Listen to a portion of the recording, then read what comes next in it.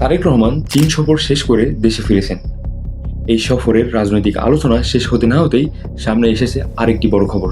চীন এবার বাংলাদেশ এবং মিয়ানমারকে নিয়ে একটি ইকোনমিক করিডোর করার প্রস্তাব দিয়েছে। প্রথমে শুনে অনেকেই মনে করতেছেন, আরে করিডোর এটা মানে তো রাস্তা। উহুম, রাস্তা নয়, এটি এমন একটি করিডোর যেটি বাস্তবায়িত হলে দক্ষিণ এশিয়ার পুরো রাজনীতি বদলে যাবে। চীন চাচ্ছে বাংলাদেশ এবং মিয়ানমারকে এক করে এই ইকোনমিক করিডোরটি করতে। শুনতে কিন্তু ভালোই লাগছে, এবং এটি যদি সত্যি বাস্তবায়িত হয় তাহলে বাংলাদেশ বেশ কিছু দিক থেকে লাভবান হবে। এখন প্রশ্ন হলো, আমাদের পাশের সুপার পাওয়ার ভারত কি বাংলাদেশে চীনের এই হস্তক্ষেপ মেনে নেবে? তার থেকেও বড় প্রশ্ন, মিয়ানমারের রাখাইন রাজ্যে আরাকান আর্মি এই প্রকল্পকেই সম্পূর্ণ হতে দিবে? এই প্রকল্প যদি সত্যি বাস্তবায়িত হয় তাহলে এর ভাগ্য নির্ধারণ করবে কে? চীন, মিয়ানমার নাকি আরাকান আর্মি? আজকে এই বিষয়ে চুলচেরা বিশ্লেষণ করব, এবং আপনি যদি শেষ পর্যন্ত ভিডিওটি দেখেন তাহলে আপনি নিজেই বুঝতে পারবেন এই বিষয়ের মূল রহস্য কি। তাহলে চলুন ভিডিওটি শুরু করি। আমি তৌফিক আহমেদ এবং আপনারা দেখছেন ডিডি পলিটিকা। প্রথমেই একটি ভুল ধারণা ভাঙানো দরকার। আচ্ছা, আপনি করিডোর বলতে কি বোঝেন? সাধারণত অনেকেই করিডোর মানে বোঝে একটা রাস্তা, কিন্তু আসলে কি সঠিক? না। দেখুন, ইকোনমিক করিডোর মানে হলো সম্পূর্ণ একটা অর্থনৈতিক নেটওয়ার্ক। এর মধ্যে থাকে মহাসড়ক, রেল লাইন, বন্দর এবং বিভিন্ন ধরনের লজিস্টিক্স, অর্থাৎ এমন একটি ব্যবস্থা যার মাধ্যমে একটি দেশ থেকে আরেকটি দেশে খুব সহজেই, খুব দ্রুত, এমনকি কম খরচে পণ্য পাঠানো যায়। দাঁড়ান, সহজ একটা উদাহরণের মাধ্যমে বুঝিয়ে দিচ্ছি। ধরুন, বাংলাদেশের আজকে একটা গার্মেন্টস কোম্পানি চায়নাতে কিছু পোশাক রপ্তানি করতে চাচ্ছে। তাহলে এই ক্ষেত্রে কি করতে হবে? প্রথমে সমুদ্রপথে এবং বিভিন্ন দেশের বন্দরে বন্দরে নানা রকম জটিল প্রক্রিয়ার উপর নির্ভর করতে হবে।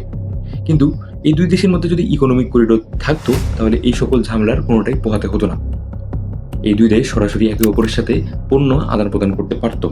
এটাই হচ্ছে মূলত ইকোনমিক করিডোরের মূল উদ্দেশ্য। কি এবার বুঝতে পারলেন? এখন আসি আসল প্রশ্নে, চীন কি শুধুমাত্র বাংলাদেশের কথা ভেবেই এই প্রকল্প করতে চাচ্ছে? উত্তর হলো না। চীন এত বড় মহাত্মা গান্ধীও হয়ে যায়নি যে শুধুমাত্র বাংলাদেশের কথা ভেবেই এত বড় একটা প্রকল্পে হাত দিবে। এর পিছনে চীনের নিজের স্বার্থ লুকিয়ে আছে। আপনারা হয়তো জানেন, চীনের ইউনান প্রদেশ সমুদ্রপৃষ্ঠ থেকে অনেক দূরে অবস্থিত। এর ফলে এর আশেপাশে কোনো সমুদ্র বন্দর নেই। ফলে চীনের অন্যান্য প্রদেশ থেকে এই প্রদেশটা অনেক পিছিয়ে পড়েছে। এখন যদি চীন ইউনান থেকে মিয়ানমার হয়ে বাংলাদেশের সমুদ্র বন্দরের সাথে একটা সংযোগ তৈরি করতে পারে, তাহলে তার জন্য দক্ষিণ এশিয়ার বাজারে প্রবেশ করা একটা সহজ বিষয় হয়ে যাবে। অপরদিকে এই প্রকল্প বাস্তবায়িত হলে বাংলাদেশ নিজেও অনেক ক্ষেত্রে লাভবান হবে। প্রথমত, চট্টগ্রাম বন্দরের গুরুত্ব বাড়বে, বিদেশি বিনিয়োগ আসবে এবং হাজার হাজার নতুন কর্মসংস্থান সৃষ্টি হবে।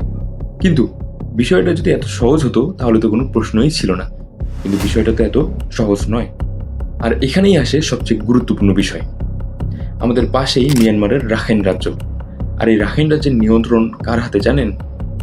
Arakan army. অর্থাৎ কাগজে কলমে এলাকাটি মিয়ানমারের অংশ হলেও এটি নিয়ন্ত্রণ করে কিন্তু আরাকান আর্মি।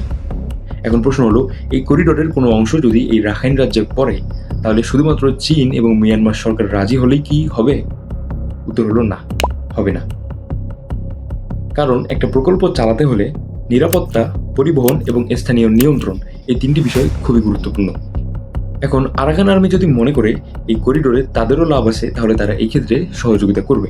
কিন্তু তারা যদি মনে করে এতে তাদের স্বার্থ ক্ষতিগ্রস্ত হচ্ছে তাহলে তারা এক্ষেত্রে অনেক বড় একটা সমস্যা তৈরি করবে। অর্থাৎ এই প্রকল্পের নিশ্চয়তা এখন রাখাইন রাজ্যের পরিস্থিতির উপর নির্ভরশীল। এখন আসি ভারতের বিষয়ে। ভারত বারবার বলে আসতেছে বাংলাদেশ নাকি তাদের সবচেয়ে ঘনিষ্ঠ প্রতিবেশী। কিন্তু প্রশ্ন হলো, বাংলাদেশ যখনই অর্থনৈতিক স্বার্থে নতুন কোনো অংশীদার খুঁজতে চায় তখনই ভারতের মধ্যে একটু অস্বস্তি কাজ করতে থাকে। দক্ষিণ এশিয়ায় ভারত নিজেকে সুপার পাওয়ার হিসেবে দাবি করে। তাই স্বাভাবিকভাবে বাংলাদেশ যখন ভারতের পরিবর্তে চায়নার দিকে যাওয়া শুরু করে তখন ভারতের তো একটু খারাপ লাগা কাজ করবেই। দেখুন, ভারত যদি আমেরিকা, রাশিয়া, ইরান এই তিন দেশের সাথে একই সাথে ভালো সম্পর্ক রাখতে পারে তাহলে বাংলাদেশ কেন নিজ স্বার্থে ভারত, পাকিস্তান, চায়না এই তিন দেশের সাথে ভালো সম্পর্ক রাখতে পারবে না? আন্তর্জাতিক রাজনীতিতে স্থায়ী বন্ধু বলতে কিন্তু কোনো জিনিস নেই, আছে স্থায়ী স্বার্থ। আর বাংলাদেশেরও ঠিক একই অধিকার রয়েছে। সবচেয়ে মজার বিষয় কি জানেন?